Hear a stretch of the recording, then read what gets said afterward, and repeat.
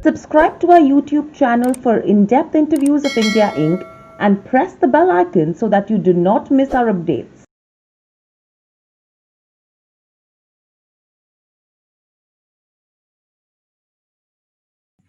Hello and welcome to Nirmal, ladies and gentlemen. I'm Nazaria. We have with us Kailash Baheti, CFO at Magma FinCorp joining me. Welcome to the show, Kailash. And it's a pleasure to speak to you as well. My first question coming to you is overall, since March to now, the kind of impact and trouble that COVID has created for businesses, sectors, and economies across, it's immense. And I think no sector or no space has actually been left untouched. How would you describe this impact from March to now that we are seeing a recovery in terms of business and the sector? So thanks, Hiral. I think the if we start from March and move to the month of December, after the initial shock, we have been able to gradually get up on our feet. And now, while most of the things have become normal, I would say that the normalcy is more for the 90% of the people, or maybe 92% of the people. It is the rest 8% Mm, of the business, of the industry, of the movement on ground, of the people who have employment or do not have, of the people who are able to deploy their assets meaningfully. That is where the problem is still there. The months of immediately after the reopening and the festival season and the pent up demand. These have played their part in the months of September, October, and to some extent in November. But November is not better than October. I think November is more or less flat as October or slightly worse than October. So that's where I think the last struggle we have. Only when these last 10% of the population comes back to normalcy, or the last 10% of businesses come back to normalcy, mm, that we can say that now things have become normal. And these last 10% are not the formal economy, more the informal economy. So right. that's where I see the problem. And a very large section of population is today, even today, dependent on this level of activity becoming normal. Absolutely. And you know what's happened is I think companies which have a well diversified portfolio across segments, across geographies, they have somewhere seen a lesser impact versus the ones who are not really well diversified. And if we talk about Magma FinCorp as well, the product offerings is diverse. If we talk about geographies as well, it's been pretty diverse. So if you talk about rural urban development, urban breakup, how have you seen that growth? Because rural India somewhere has slightly been way better, untouched in a way. COVID has not really impacted them, and everyone's eyes are on rural development to actually aid the economy as well from here on. And for Magma, I think almost 20-25% of the revenue comes from, say, rural, and another 40-45 from semi-urban. So if you have to calculate this, how do you see growth from here on? Sure. I would divide the business Magma is into three parts. Hmm, Part one is our vehicle finance business. Part two is the SME, unsecured SME business. Part three is the affordable housing finance business. And I would also add the part four, which is our general insurance business. So two of the businesses which was not impacted at all, or was, if at all, positively impacted, was the general general insurance, because suddenly with the lockdown, etc., you did not have claims. Correct. So your uh, investments, you had significant, every insurance company had significant amount of investment. Mm. And with the interest rates falling, you had a significant amount of appreciation in the portfolio which you had. So that's one business which is positively impacted. The second business which has bounced back really well is the affordable housing finance business. Yeah. And we are almost back to the normal level of disbursement for the affordable housing Mm. finance. Now, the business which has, I would now come to the business which has been the most impacted, and that is the unsecured SME business. Today morning only, I was reading about, one of the large NBFCs talking about saying that they have moved away from the unsecured and SME business for the time being. And this unsecured business has been substantially impacted. Mm. And lastly, I will come to the vehicle finance business, which is the largest business for us.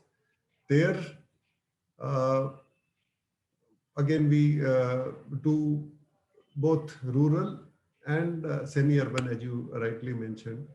And there, the rural business, or I would say the business which is dependent on agriculture, Mm. is doing absolutely fine. And if I take, say, for example, tractors. So tractor is used for agriculture, purely agriculture. It's also used as a commercial vehicle. So Mm. to the extent it is commercial, it is not doing that well, and or it is still under stress. But to the extent it is all dependent on agriculture, it is doing absolutely fine. Uh, this month, particularly last month, this month, we have been hearing some noise about, restart of construction activity or sand mining or those kind of activities. Mm. And we expect that some of the businesses which have not picked up yet, which is the commercial vehicle and construction equipment, should also start seeing the uptick. So we still hope that the November was a blip, that because you had September, October, which were festival months and festive pent-up demand, and therefore November was a little bit down. But now the curve is for sure going upwards, and therefore we should see gradual normalcy or improvement further in December and January.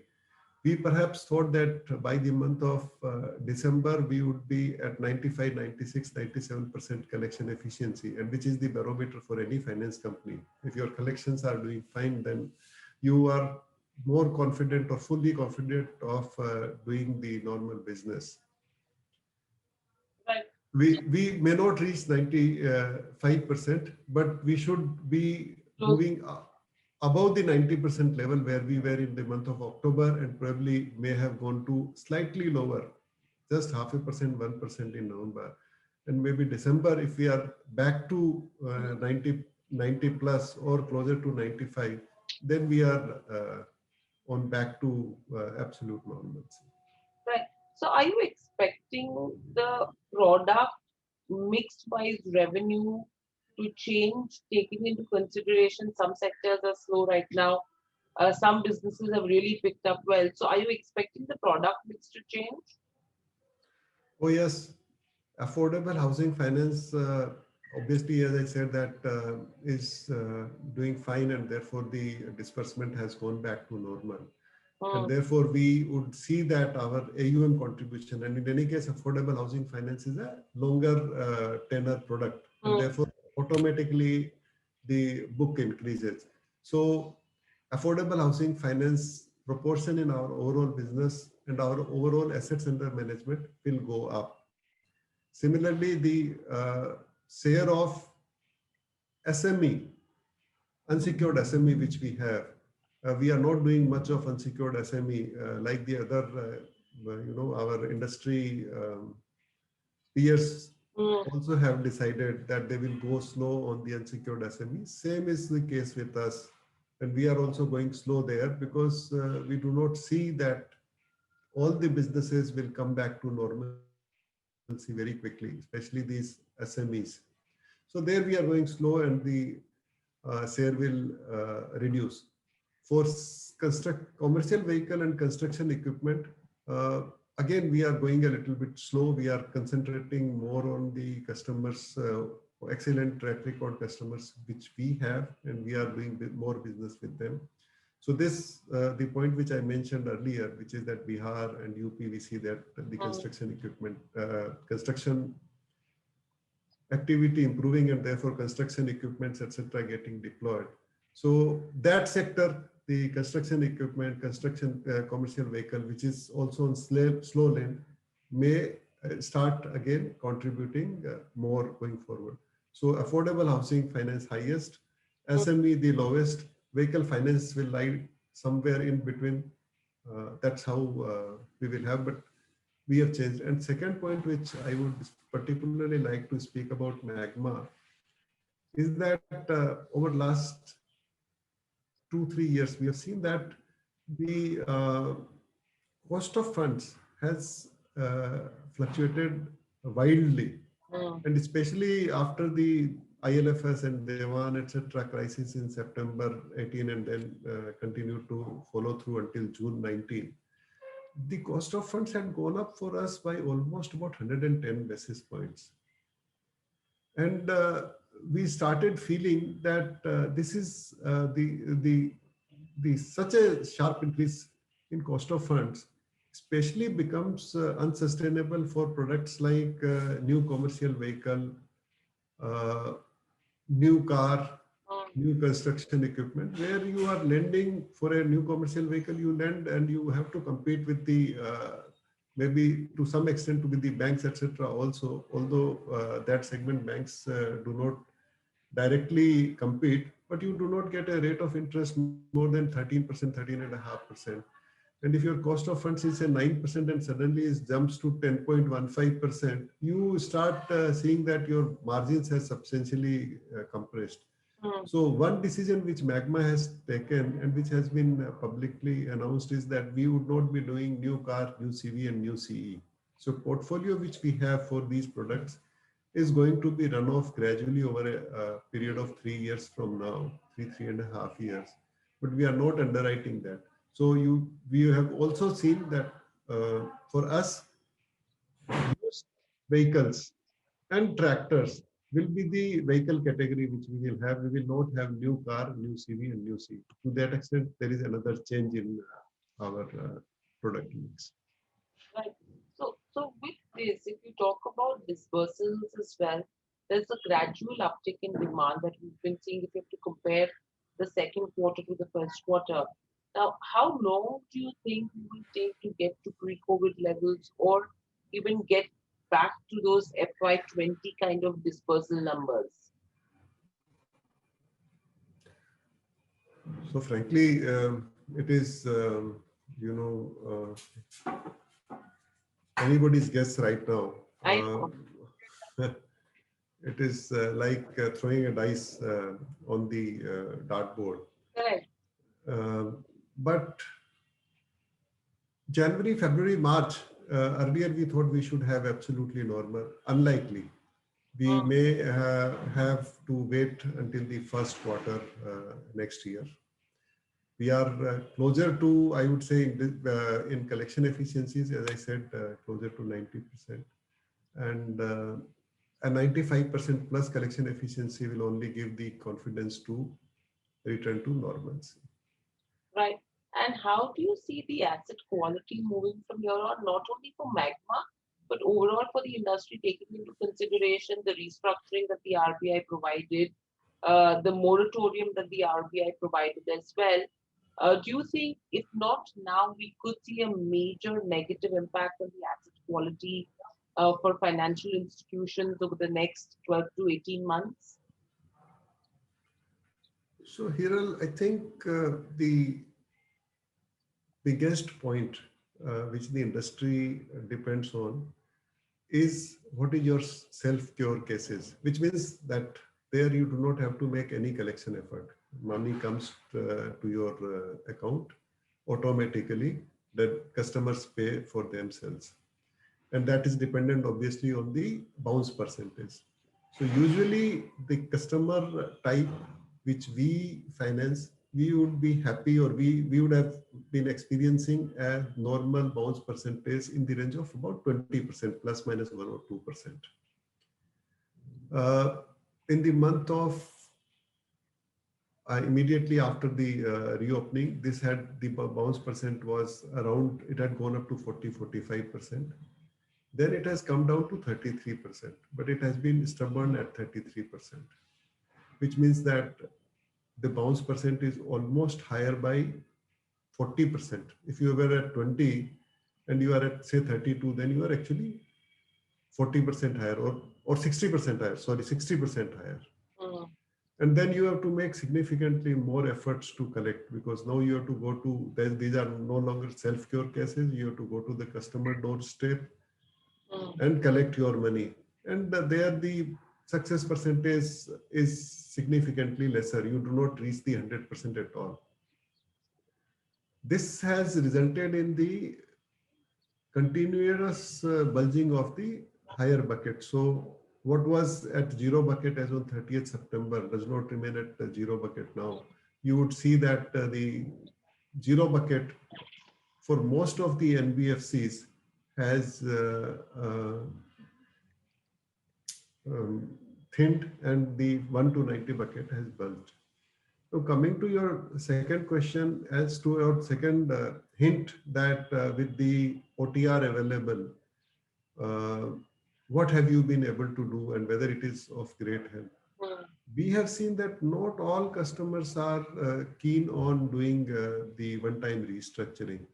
We have found that people who have defaulted, we go to them and tell them, and our senior people in our company have directly spoken to them. So it would not be the usual, the fleet on street or the supervisors, but at the highest level, we have made effort to talk to the customers and try and understand. And we see a kind of reluctance. The level of confidence you have comes from your asset getting deployed. But if your asset is not getting deployed, the customers feel that even if we take the OTR, what next? Tomorrow we may fail there also. So that level of confidence is not there. Ki, theek hai, I have not been able to pay 20,000 EMI, but mera EMI, if it comes down to say 15,000 or 10,000 for the first 6 months, I should be able to pay. That confidence comes if your vehicle is deployed at say 70, 80, 90% of collection efficiency, which is not happening. And therefore, we have not seen much traction to the OTR, and which has resulted in the buckets 1 to 90 bulging. And therefore, we have to put in significantly higher efforts on collections. And as long as you put disproportionate efforts on collections, you will not be having the confidence to go out and lend at your normal level. You will definitely tighten your credit screens. And that is what is happening. And therefore, the disbursements is not taking off. Right. And then overall, if you go to see in terms of the interest rate cuts that we've seen from the RBI, how has the transmission been to NBFCs? Because what's happening right now is a lot of customers who have outstanding loans right now with NBFCs are wanting to move them to banks, because for banks they have lowered the interest rate faster, because yet the disbursals, the transmission to NBFCs has not happened in totality. How would you actually describe that scenario right now from an NBFC perspective? Oh, you are absolutely right when you say that with the banks reducing the rate of interest, NBFCs have been benefited tremendously. Our own cost of funds, as I said, and I was complaining earlier that our cost of funds went up by 110 basis points last year. It has actually come down by almost about 60 basis points from the level we were in the month of March. So that's the kind of drop which has happened. And therefore, NBFCs have definitely had a tailwind in terms of the cost of funds. And that will be visible. So, and the higher you are rated, the merrier it is for you right now, because some of the NBFCs are picking up money which they would not have dreamt at ever. So I have seen one transaction for a AAA rated NBFC for 1 year, and it is reported. It is a public number, and therefore I am able to tell you. It's a 1 year money getting at about 5.5%, and 3 year money coming at 6.25 or 7%. These are extremely attractive rates. And for those very high rated NBFCs, it is a good time, and they will be able to sustain the higher increased credit losses, which will happen due to some deterioration in portfolio from the tailwind which they will get in the cost of funds. Coming to Magma, of course, this reduction in cost of funds is also substantially beneficial. All the measures which the government RBI has taken has substantially helped in one, liquidity improvement. You have liquidity in system, but not even when you had huge amount of liquidity in system, the banks were averse to lending to NBFCs during the period, last year, April to September was the period when the banks will be flush with funds, but they will not be willing to lend to NBFCs. That scenario is not there, because with the targeted government action, the money has flown to all the NBFCs. And with your disbursement being somewhat muted, and your collections, even at 90% of your collection efficiency, you collect significant amount of money. So liquidity very comfortable, cost of funds down. For a company which is Magma AA minus rated, down by 60 basis points. That's a number I am giving, very authentic. And I have seen that for others, the cost reduction for AAA rated may be in excess of 100 basis points or 150 basis points. And that tailwind they are definitely getting. Right. So overall, from here on, a lot of businesses have seen a slight change in strategy as well, a slight change in the way business was done, especially, for example, a lot of businesses are moving digital right now, especially in the financial space as well. Do you think cost reduction would be on the cards in terms of, say, cutting off branches, because digital is something which is picking up? Any strategy shifts that we are looking at Magma?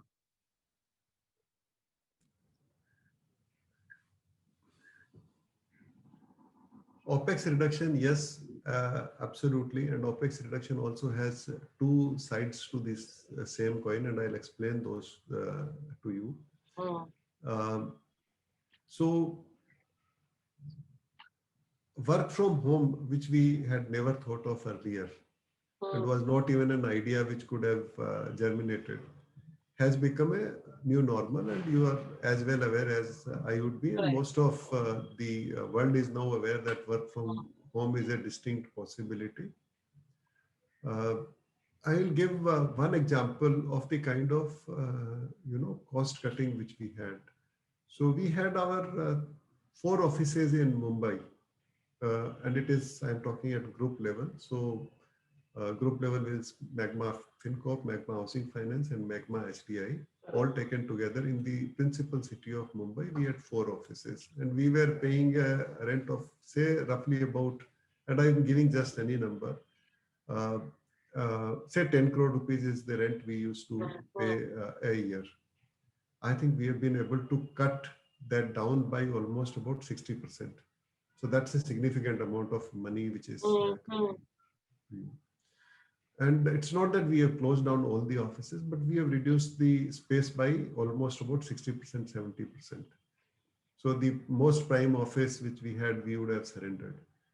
And in the other offices also, we have brought in the roster. So not everybody needs to go every day. 2 days or 3 days is what the people need to be in office. And that has been chosen depending on what kind of work you are doing. If you are a customer facing work, then obviously you have to go every day. But others, can work even 2 days in the office. And this is working very nicely. We do not see any gap anywhere. On the contrary, some of the meetings have become very, very efficient. Absolutely. So earlier, people would be in the field, and we will think that let them come back from the field, and then we will have the meeting, and meeting will be postponed by 24 hours or 48 hours. Now everybody is available, and in fact, one positive spin-off has been that even if people are outside, you say that okay, are Zoom mein join kar lo. We have just 15 minutes meeting, and therefore the decisioning happens. So the process of decisioning has become far more efficient under the uh, I would say digital meeting platform. Leave aside the lockdown, etc. We have experienced tested success, and therefore it has become a way of life for most of us. So that clearly is an advantage. There is also efficiency in terms of, once again, I'll give an example. Earlier, if there is a bank meeting and it is in a different city, then it is one meeting morning to evening for two people most of the time would be a normal, especially for say our treasury function. So you get up at 3 o'clock or 4 o'clock, and by the time you reach back, it is 11 p.m. You are completely exhausted, but probably you would have done one meeting for 15 minutes. Now that meeting happens, the way we are conducting this meeting right now. People just come on the Zoom, people prefer meeting on Zoom, and therefore there is significant amount of bandwidth which has opened up, and you have become more efficient. So the other side of the OPEX reduction, which I was saying, was that also there has been loss of employment for many, because many things, there was one pressure of cutting cost, and you were thinking, if can I do with this reduction in cost for a period of 3 months or 6 months or 8 months or 12 months. And then you found that actually the efficiencies have improved, and for survival, people have become more efficient, and therefore some job losses have become permanent. They are no longer, they are no longer going to come back. So positive side is that operating expenses has reduced. For Magma, we have said that we have reduced the operating expenses by 70 basis points, which is roughly about 20%. And we have also said that roughly about 12 to 15% of this is permanent in nature, and therefore we have become far more efficient. So OPEX reduction and cost of funds reduction have been two definite positives. On the other hand, cost of credit has obviously gone up. Right. So very lastly, Kailash, overall, if you go to see taking the growth prospects into consideration from your on, with the focus being on insurance and housing finance, especially affordable housing, what are the fundraising plans and what are the value unlocking plans for the parent company? So the first I'll give you some data points. Magma FinCorp holds 100% in Magma Housing Finance. It is a 100% subsidiary. And in the Magma SBI General Insurance, Magma FinCorp holds roughly about 37% capital. Both the businesses and both these companies are doing exceedingly well. And as I mentioned, that Magma Housing Finance has been growing. It has been growing at almost 40%. I did not mention that over last 3 years, every year, and therefore it needs growth capital. In fact, in the month of March, we had invested 100 crore rupees from Magma FinCorp to Magma SDI. Our Magma FinCorp has its total net worth of about in the range of 2,700 crore. And the regulatory guidelines say that you can invest only 10% without taking a capital knock. So which is already fully invested. And anything more we invest means we have to take capital knock at the holdco level. Therefore, we have decided, and we need all the finance business as well as insurance business are capital guzzlers. They need, if you are growing, you need capital. Correct. Therefore, we have, just launched a capital raise plan for Magma Housing Finance. We are planning to raise about 500 crore rupees of capital in Magma Housing for its growth from here. And similarly, in Magma HDI, the process of capital raise was started a little earlier. We have been into the process for quite some time, and we are now almost at the final lap of capital raise. Probably next quarter is when we should be able to announce our capital raise in Magma HDI. There again, we are looking at raising capital in the range of about 300 to 500 crore. Both these companies right now have their own capital in the range of about 400 to 500 crore rupees. So additional 400 to 500 crore rupees in both the companies is what we are looking for. One process is very advanced, and second, we have already launched the process. So in Magma Housing Finance also, in within next couple of quarters, we should have raised significant amount of capital. In Magma FinCorp, we have adequate capital, and it is not very good, but the AUM has shrunk last year, and because we have decided to exit some of the businesses, so we will get a capital release, and that would be substantial in the range of about 700 crore rupees. So we will have this kitty of 700 crore rupees to reinvest in the new business of used assets or new underwriting, which we will do. So we have substantial cushion for capital in Magma FinCorp, and we expect that that cushion will be there for next 2 years. So we do not need additional capital in Magma FinCorp. Yeah. Absolutely. We're hoping that this process also gets done quickly. Thank you, Kailash, so much for joining us on the show. It was a pleasure to speak to you. Great insights that we picked up from you as well about the company, about the industry, and hoping things recover faster than expected for all of us from here on. Thank you. I hope you enjoyed the conversation as well, and stay safe, and hoping to speak to you soon again. Thank you, Hiral, for giving me this, providing this opportunity to share the views. I have definitely enjoyed. Thank you once again. Thank you.